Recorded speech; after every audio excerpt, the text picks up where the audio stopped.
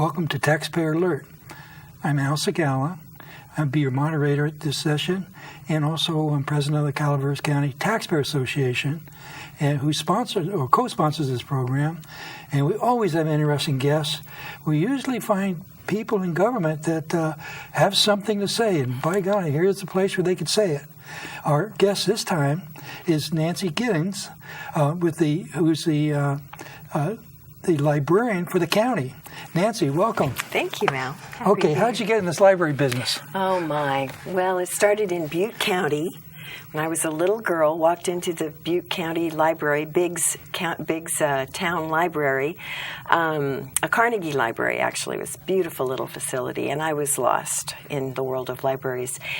At college, I studied education and became a teacher, but when it came time to work on my master's degree, I decided I would veer off a little bit and add something to my portfolio and did a master's in library science. And frankly, from then on, I didn't ever teach kids again. I stayed in libraries and did more adult education than I did children's education. And it's just it's just the most wonderful profession.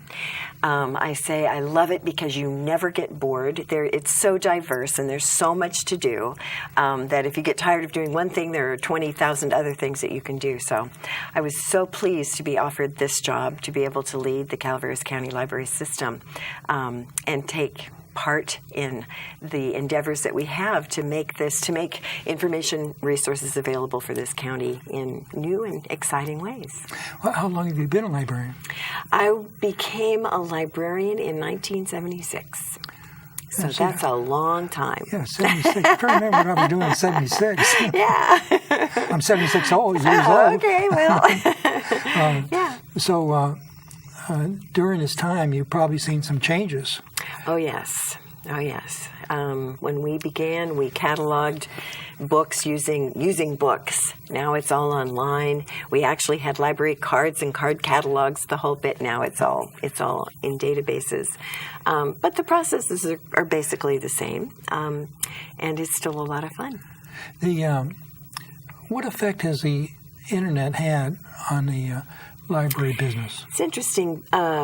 Our databases really accelerate our service. We can offer so much more to patrons, which of course makes that a very, very good thing. There's a general thought that libraries are outdated, that the internet makes libraries antiquated. Actually, that's not the case.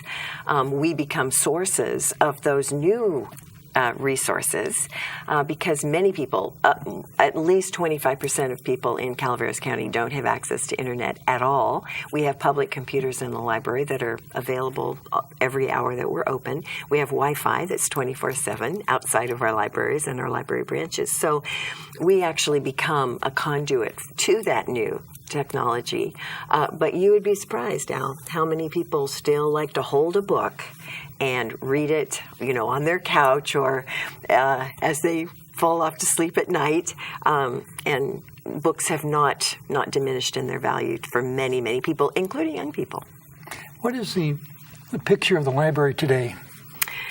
I think it's a lovely picture because we're so involved in education. We're so involved in offering services to people of all ages. I think with databases, we're able to really connect with the needs, the very, very important and daily needs of people. For example, one of the things that's coming up very soon is we are going to be able to offer broadband internet connectivity to 4 of our branches, and of course the central library as well, with actually a gigabyte of speed. So it's going to be very, very high speed, very, very broad service, which will enable us to put on all kinds of links and databases that will serve our public. How many libraries do you have? We have the Central Library here in San Andreas, a beautiful facility that's absolutely stunning. And then, amazingly, Al, we have 7 branches. In this little county of 45,000 people, we have 7 branches. Valley Springs, Moke Hill, West Point, Copperopolis, Angels Camp, Murphys, and Arnold. Each of those communities has its own little community library that serves and meets the patrons' needs.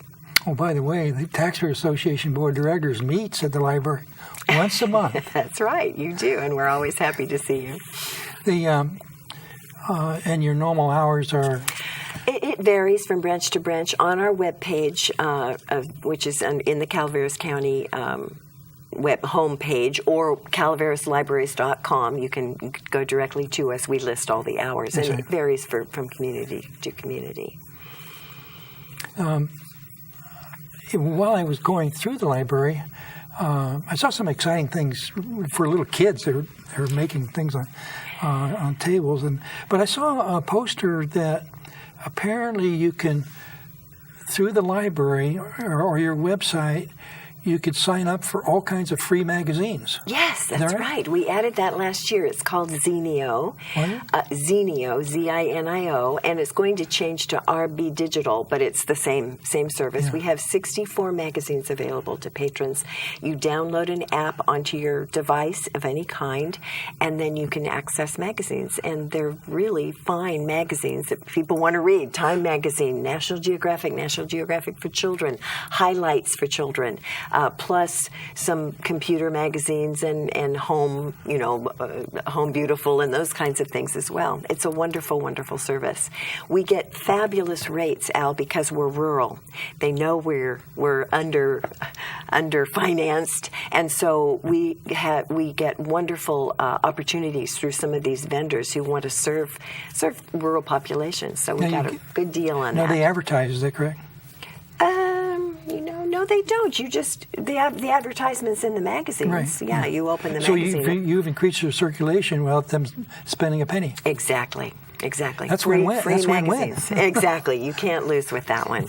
We also have a fabulous new. You asked about how does the internet help us? Well, we are connected now to a wonderful interlibrary loan system called Link Plus. We're actually linked to about 70 library systems in the state, and that includes public and non-public. By that I mean universities and college libraries. Sacramento Public, Stockton, Stanislaus, San Diego, Berkeley, Contra Costa County, and many, many others, plus UOP, Loma Linda University, St. Mary's, the Alliant Universities, and many others. And our patrons can borrow books, physical books, from those libraries for absolutely free. How about law library? There are some of the universities have law libraries, yes. There are some. So our patrons have access, Al, to almost 9 million pieces within our library system. And you go on, again, to calaveraslibrary.com, punch on Link Plus, and the instructions are right there. It's very, very simple. It's patron-driven. You sign up for the book. We order it. Comes to the library. We call you and say, your book's in. Come again. How long does it take to get the book? It varies because it depends on where it comes from, but we have daily delivery at the library delivering these books. Today, back in the back, our pickup guy had 4 big bags to take out to various libraries of people borrowing our things and our patrons returning things. So it's a fabulous, fabulous system. Not possible without the internet, I might add. Yeah. So if I wanted a book on a subject and say a library in Stockton would have it, I would go to your website? Our website. Punch on the link, the little box that says Link Plus. You do your search. You can do your search by title, author, or subject. Right. It'll show you a list of the libraries that have the book that you want. You pick one of those. Who pays for the shipping?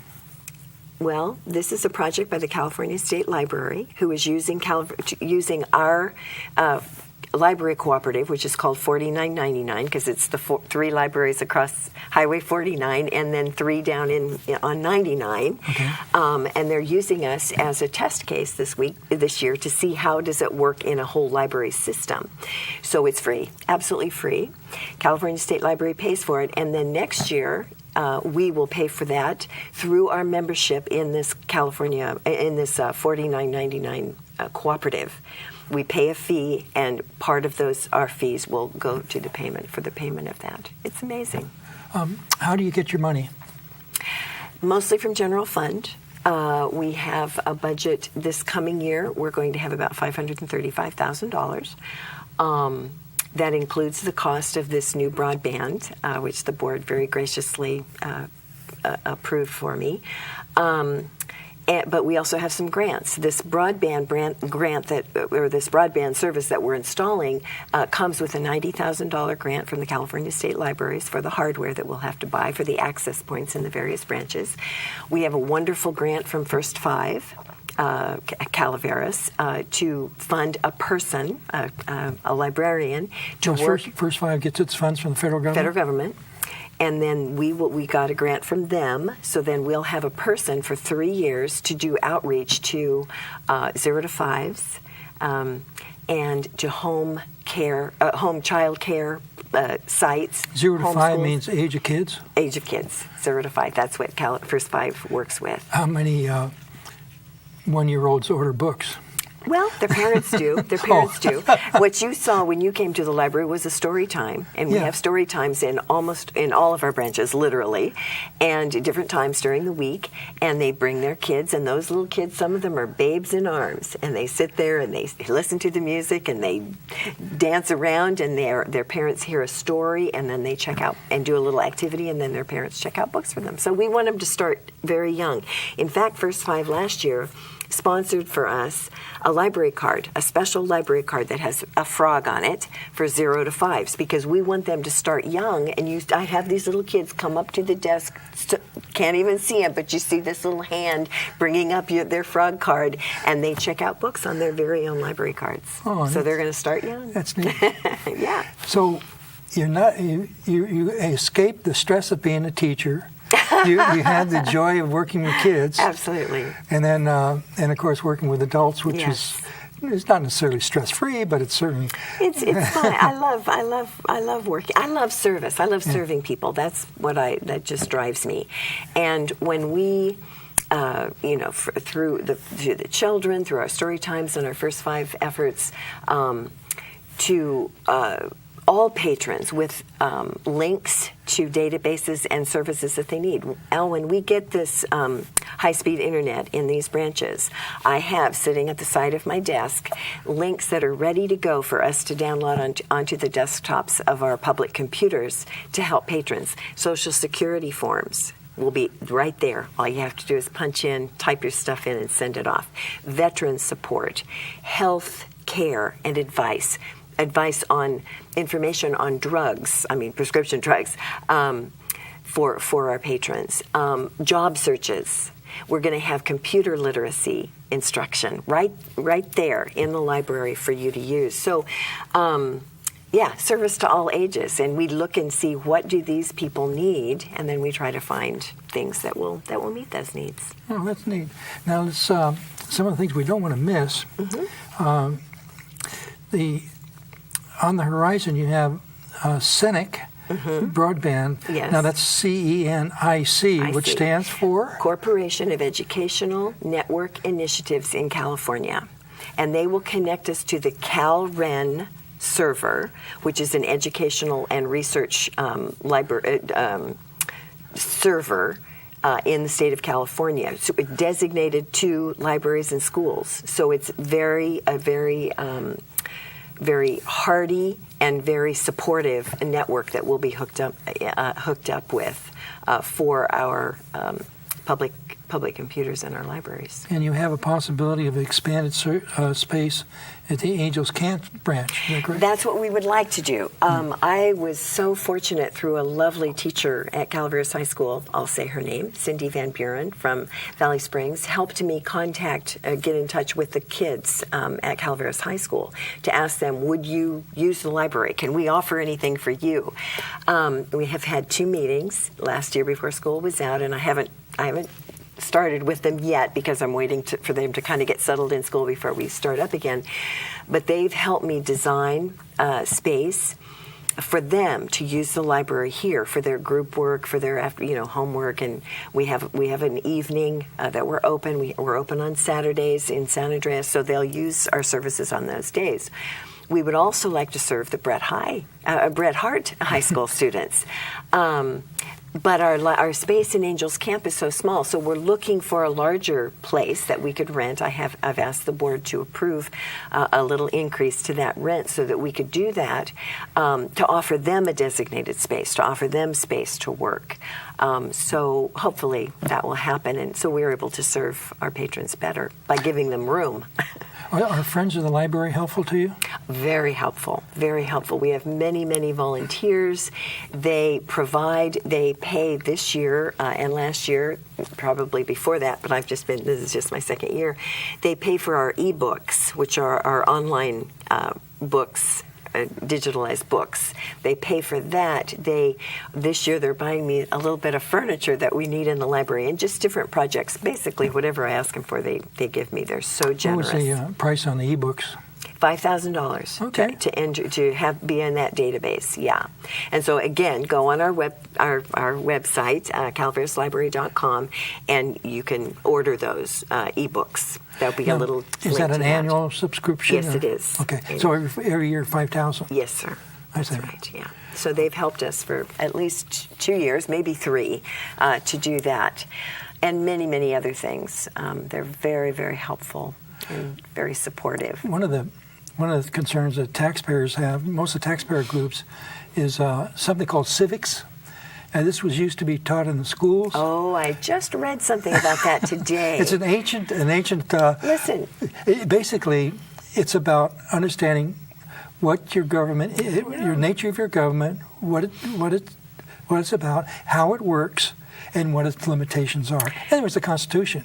Now, we would like to encourage the schools and also libraries to try to have this sort of information available. Well, let me tell you a little that could be promoted. Yeah, let me tell you a little secret about myself. My major was political science. Oh, cool. So it's very near and dear to my heart. Yeah. I think students have to know about the political process. They have to be involved in the political process. Yeah. So you can be assured that as much as I am able, I will have that information out there for our kids, because I agree with you 100%. If we're not involved in it, it takes over, and we lose our voice. Yeah, and that happens to so many people in this world. That's exactly right. And has been the condition of humanity for thousands of years. Yes, that's We've basically been slaves. Yes, that's right. Until America. Yes. So we're hoping that we can promote that as much as we possibly can, of course.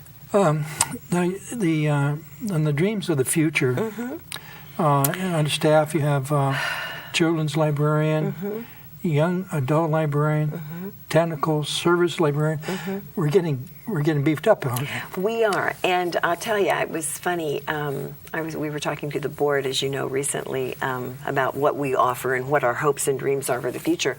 When you add services, you add need. I've created something because when we have increased internet, then we'll have increased technology, we'll have increased service. So you need to have designated people to manage those for you. Right. We have been given to us, Al, by the State Library, 2 3D printers for the library. Well, those have to be managed. You have to have a staff person there to help the kids with those.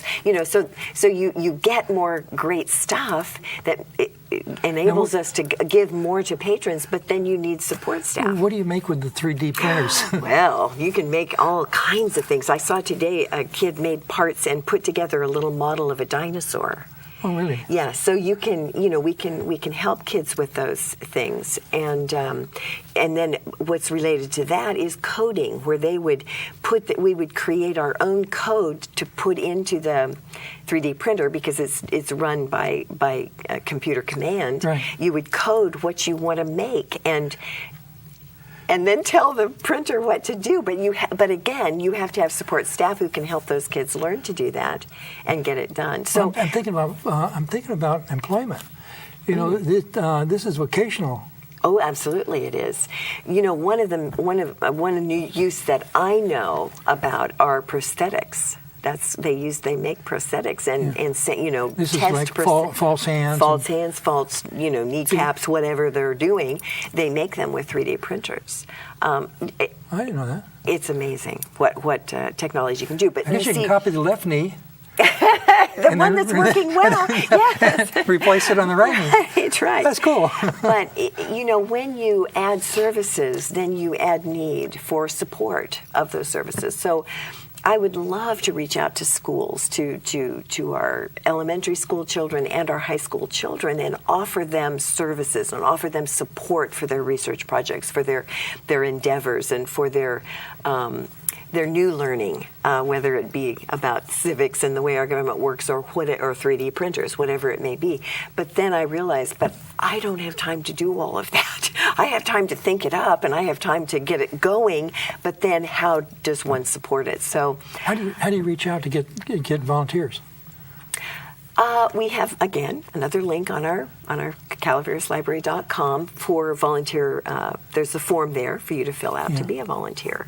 And then, in fact, I was just in the process of calling 3 people who volunteered to ask if they can come to orientation. They do orientation with the county, are fingerprinted, and then we find something that they want to do. Did you know Calvert's Public Access TV, with the exception of the manager, they're all volunteers? Yes. Calvert County has a wonderful, wonderful culture of volunteerism, and it helps us so much. In the library, Al, without volunteers, we would be very stymied because they do almost all of our book processing.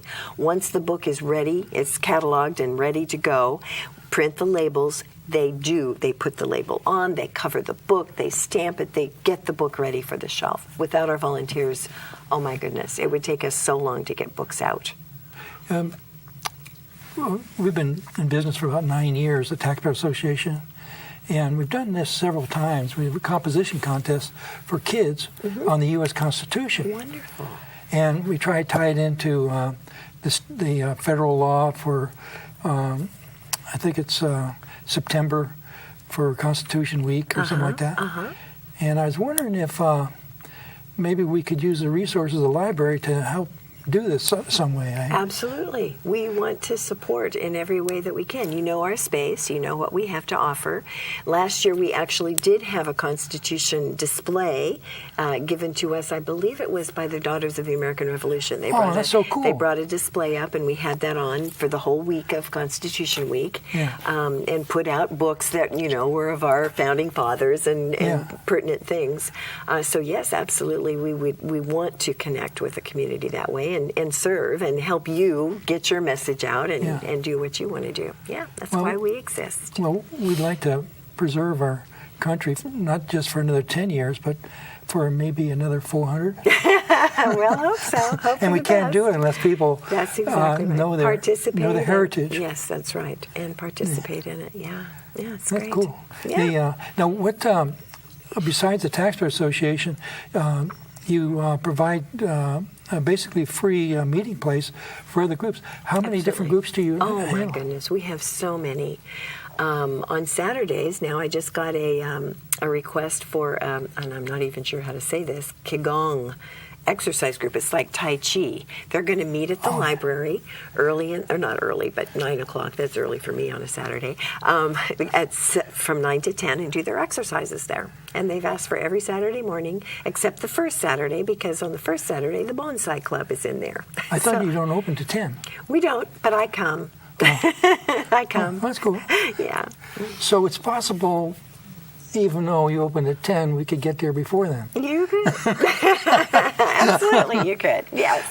No, we have so many groups. We have quilting. We have genealogy society. We've got, you and the Calaveras planning Coalition. Yeah. We squabble with them once in a while. Oh, okay. We have Friends of the Library groups, of course. Yeah. Today we had a 4-H staff meeting there. We have all kinds of health and human resources workshops done there, sometimes all day long. Just anything that you can think of. We're so pleased to have that beautiful space. and be able to offer it to the public. A lot of literacy training goes on in the small conference room because we have a wonderful literacy division, as you know, and our literacy director has added some wonderful services, not just the GED anymore, but or computer literacy, but we have something that's called TABE, which is the Adult Basic Education, which prepares someone who doesn't have the basic skills that they need to enter the GED. So they bring up to snuff their reading and their writing and their math skills so that they can start the GED. So they can learn more better English. Exactly. Not only that, but we have money management and job search. Job skills so that they learn how to write a resume, how to take an interview, how to prepare themselves to get a job. So it's a fabulous, fabulous service. We work in the jail a lot. He's got full classes in the jail with a waiting list of 12 in the jail for the GED mostly, but also computer and these others. And then we have many individual tutoring sessions going on. We have a unit in Health and Human Services, and that's functioning very, very well. So it's a wonderful service. So anyway, those guys are in that small conference room quite often. The jail commander was a previous guest here. Oh, great. And also, we Taxpayer did a tour of the jail, and we were fascinated at how well it's run. I've heard that. I haven't done a tour myself, but I would like to. I don't think you can get lost because they have lines, different colored lines on all. Yeah, it's like a maze. I wouldn't want to get lost in there. I can tell you that. Well, some areas are more dangerous than other areas.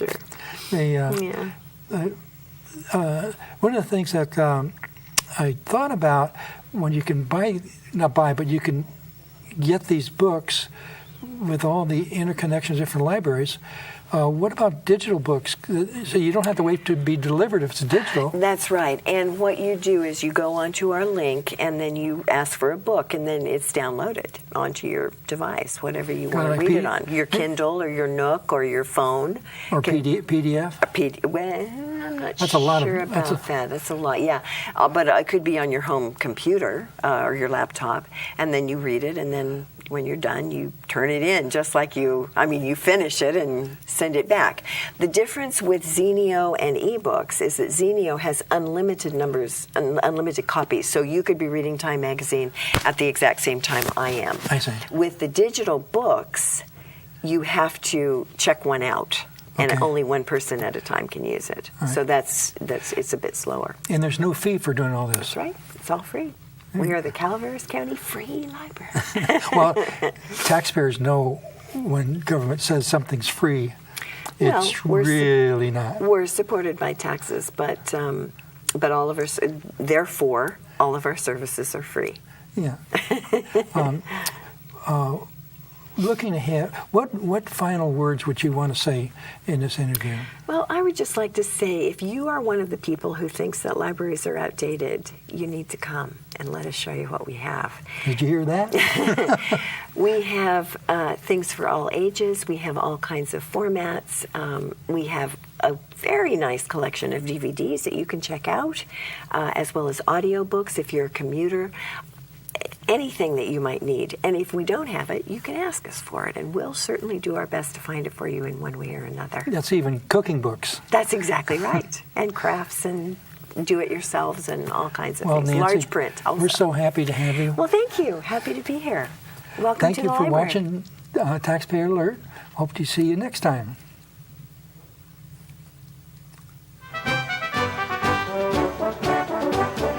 Fast, huh? That's it? Oh, yeah. I touched my mic. I'm so sorry.